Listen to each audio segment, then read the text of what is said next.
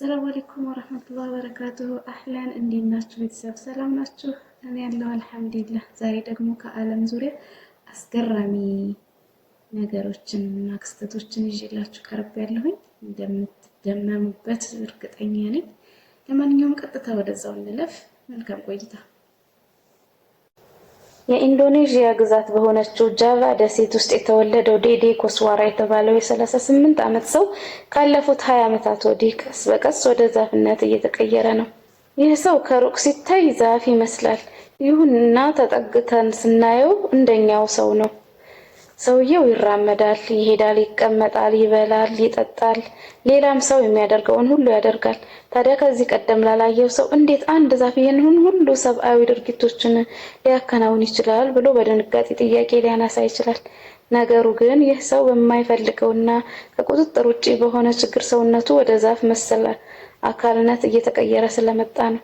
ይህ እንዲታዘንለት የሚገባ ሰው ፈረንጆቹ በእንግሊዝኛ ቋንቋ ትሪማን ይሉታል። አባባሉን ወደኛ ቋንቋ ስንመልሰው ዛፍ የሚመስል ሰው ማለት ነው። አንዳንድ ጋዜጠኞች ደግሞ ሃፍ ትሪ ሃፍ ማን ማለትም ግማሽ ሰው ግማሽ ዛፍ በሚል ስያሜ ይጠሩታል።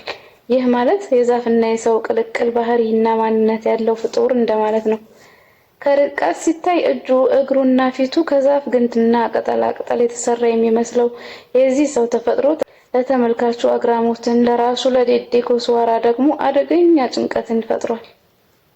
ይህ ነገር ገና መጀመሪያ እንደተከሰተ ክስተቱ ሲጀመር ፈጣሪ የላከብኝን መከራ ሁሉ በጸጋ እቀበላለሁ ሲል የነበረው ዴዴ ኮስዋራ አሁን ግን እንደ ዛፍ ሆኖ መኖር መሮኛል በማለት የዓለምን ሕዝብና የሕክምና ዶክተሮችን እርዳታ ሲጠይቅ ነበር።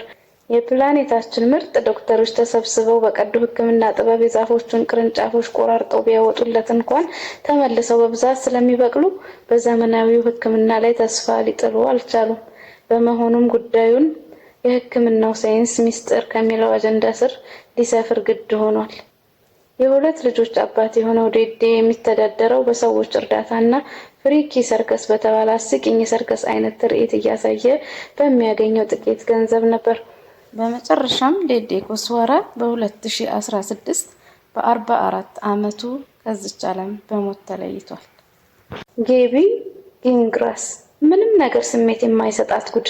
እጃችንን ወደ እሳት አጠገብ ስናስጠጋው የማቃጠልና የመለብለብ ስሜት ይሰማል። የሳማ ቅጠል ብንነካ ያቃጥለናል፣ ብንገረፍ ያመናል፣ ብንቆነጠጥም እንደዛው። በጉማሬ አለንጋ ብንመታ ደግሞ ህመሙ የበለጠ ያንገበግበናል። የፈላ ውሃ ስንነካም ቃጠሎውን አንችለውም። ወላጆቻችን ሲገርፉን እናለቅሳለን። እንደውም አልፎ አልፎ ሲያኮርፉንም እናለቅሳለን። አንዳንዱ ህፃን ሲገርፉት አይደለም ገና ሲቆጡት ማልቀስ ይጀምራል። ታዲያ በተለይም ልጆች እያለን ይህ ሁሉ ነገር ያስፈራናል፣ ያስለቅሰናል። ጌቢ ጊንግራስ የተባለችው ህፃን ግን ከኛ ትለያለች። ምክንያቱም ፍጹም ህመም የሚባል ነገር አይሰማትም። ስለዚህ ሁሉ ጣጣና ፍርሃት አይመለከታትም። ይቺ እሳት፣ የፈላ ውሃ፣ ድብደባ፣ ቁንጥጫ፣ ግርፋት፣ ጥፊ፣ ጡጫ፣ የሳማ ቅጠል፣ ንክሻ ወዘተ ሁሉም በተናጠል ቢፈራረቁባትም ሆነ በጋራ ቢከታተሉባት ምንም አይነት ስሜት የማይሰጣት ልጅ ከ7.1 ቢሊዮን ህዝብ መሃል ተገኝታለች። ሳይንቲስቶች እና የህክምና ጠበብት የጌቢ ጊንግራስን ችግር ሲያስረዱ በጄኔቲክ መስመር የሚመጣ ፍጹም ያልተለመደ የነርቭ መታወክ ነው ይላሉ። በልዩ ስያሜውም ሴንሰሪ አውቶኖሚክ ኒውሮፓቲ ይሉታል። ክስተቱ ምንም አይነት የህመም ስሜት እንዳይሰማን የሚያደርግ የመጨረሻ የድንዛዜ ደረጃን ይፈጥራል። ጌቢ ጊንግራስ በተወለደች በመጀመሪያው ቀን ነርሷ ጋቢን መርፌ ወጋቻት። ጋቢ ግን በዚህ ሁሉ መሃል እንቅልፍ ተኝታ ነበር። 3 ዓመት ሲሆናት ጊንግራስ ጋራጅ ውስጥ ወደቀች እና ወለሉ ክፉኛ ጭንቅላቷን መታት። ነገር ግን አንዲትም ለቅሶ አላሰማችም። ጊንግራስ የመጀመሪያዎቹን ጥርሶቿን ባበቀለችበት ጊዜ ጣቶቿን ቆረጠመቻቸው በደም እስኪጨቀዩ ድረስ። ግን ይሄም ለእርሷ አልተሰማትም። በአንድ ወቅት ደግሞ ምላሷን ቅርጥፍ አድርጋ አኘከችው፣ ልክ እንደ ማስቲካ ማለት ነው። እና ረጅም ጊዜ ሆስፒታል ውስጥ ለማሳለፍ ተገዳ ነበረ። ምክንያቱም ምላሷ በክፉኛ ስለተጎዳ መብላትም ሆነ መጠጣት አልቻለችም ነበረ። does not feel pain. ህፃን እያለች ግን ግሬስ አይኗን ማሸት ታዘወትር ነበር እና ዶክተሮቹ አይኗን ማሸት እንድትተው ለማድረግ ብዙ ሙከራ አድርገዋል። አሁን ላይ በዛ ምክንያት ግራ አይኗ ወደ መታወር ደረጃ ደርሷል። Everything is very, very hot, so let it cool for I will. Gabby's still the girl who feels no pain. Honey, you can't do that. You'll hurt your head. You'll hurt your head. A condition so rare, it afflicts only a few dozen people in the world. Oh, watch your head, sweetie. With devastating consequences. Look at Charlie. As a toddler feeling no pain, Gabby scratched her eyes so badly.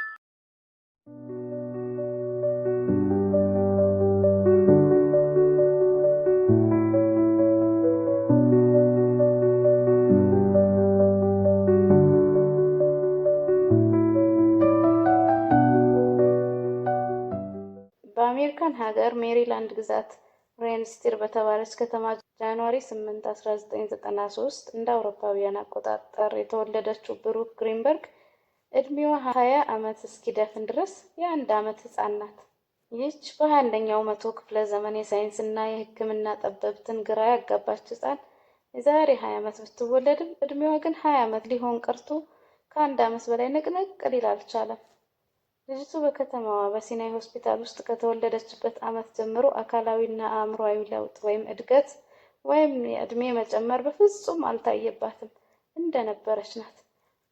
ብሩክ ግሪንበርግ ምንጊዜም አዲስ ናት፣ አትለወጥም፣ አትቀየርም። የዛሬ ዓመትም ሆነ የዛሬ 10 ዓመት ያው ናት፣ ያው የ1 ዓመት ህፃን ልጅ። ብሩክ ግሪንበርግ የህፃንነት ውበቷ፣ የህፃንነት አጥንቷ፣ የህፃንነት አይኗ፣ የህፃንነት ንጽህናዋ፣ የህፃንነት ሳቋ፣ የህፃንነት አመጋገቧ፣ የህፃንነት ለስላሳ ገላዋ፣ የህፃንነት ክብደቷና ቁመቷ እንዳለና እንደነበረ ነው። የፍልስፍናና የሳይንሱ ህግ ከለውጥ ህግ በስተቀር ሁሉም ነገር ይለወጣል ቢልም ልጅቷ በተቃራኒው ይህንን ህግ በመሻር ፈላስፎችንና ሳይንቲስቶችን ተፈታተነች። እናም ቅንጣት ለውጥ ሳይታይባት 2 አስርት ዓመታት አስቆጠረች። ይህች ልጅ የዓለም ቴክኖሎጂ በደረሰበት የመጨረሻው ጥግ በተፈበረኩ የህክምናና ላብራቶሪ መሳሪያዎች ሁሉ ምርመራ ተደርጎላታል። ነገር ግን አንዳችም አይነት የጄኔቲክ የክሮሞዞም የሆርሞንና የኢሚዩኖሎጂ ግድፈት በውስጡ አልተገኘም። ምንም አይነት ፍንጭ የሚሰጥ ምክንያትም ሆነ ሰበብ በሳይንሱ ምርምር አልታየባትም። በመሆኑም ይህ ጉዳይ የጤና ይሁን አይሁን አልታወቀም። የፕላኔታችን ድንቅ የህክምና ዶክተሮች በተለይም ስመጥር ፔዲያትሪሽያኖች ይህችን ተአምረኛና ዘላለማዊ ህፃን መርምረዋታል። ዳሩ ግን አንዳችም አይነት ትንታኔ ወይም ሳይንሳዊ ማብራሪያ ሊሰጡባት አልቻሉም።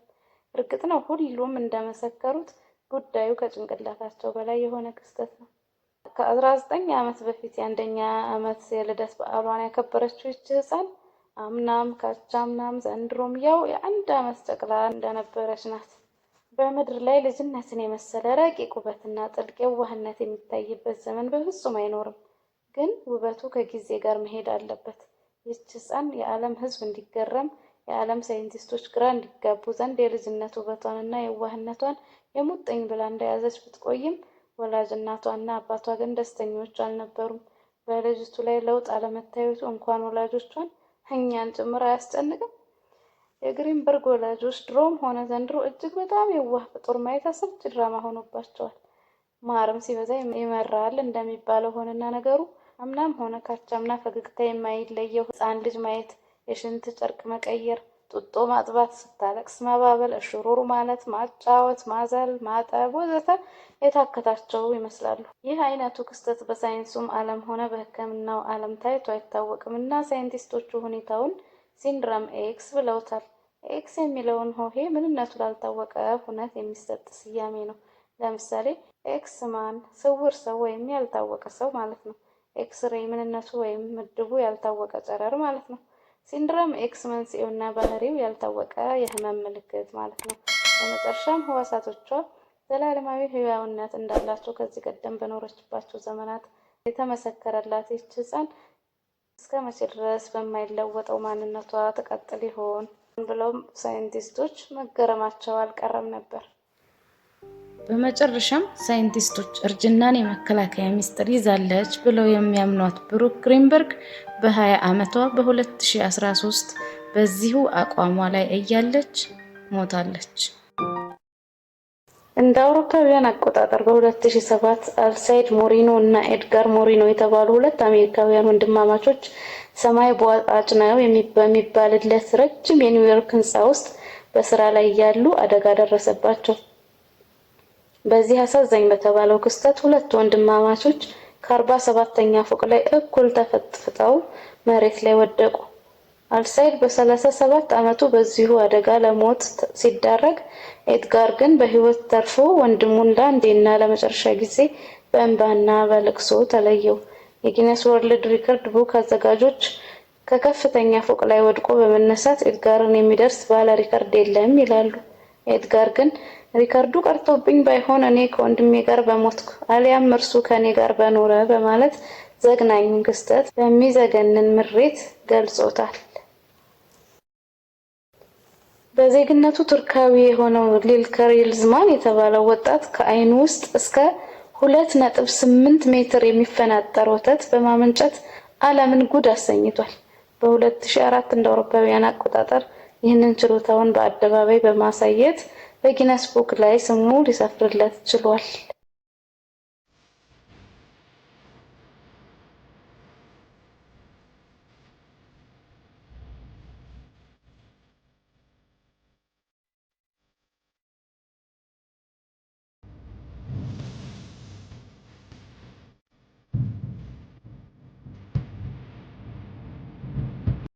እንግሊዛዊው ኬን ኤድዋርድ ባሳየው አስገራሚ ችሎታ ባለ ክብረ ወሰን ለመሆን ችሏል። ክብረ ወሰኑም የተመዘገበለት 36 ትልልቅ ጥንዚዛዎችን በአንድ ደቂቃ ውስጥ አኝኮ መዋጥ በመቻሉ ነበር።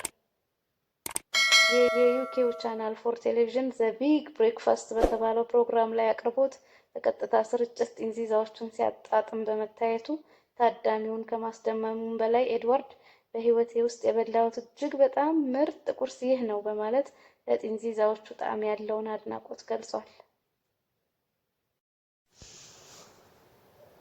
እሺ ተመልካቾች፣ በዛሬው አስገራሚ የሆኑ መረጃዎችን እንዳገኛችሁ ተስፋ አደርጋለሁኝ። እንደወደዳችሁት፣ እንደተዝናናችሁበት፣ እንደተደመማችሁበትም እርግጠኛ ነኝ።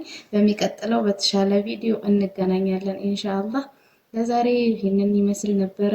ስለተከታተላችሁኝ እጅግ አድርጌ አመሰግናለሁ። አህለን ቲዩብን ሰብስክራይብ አድርጉ። ሰላም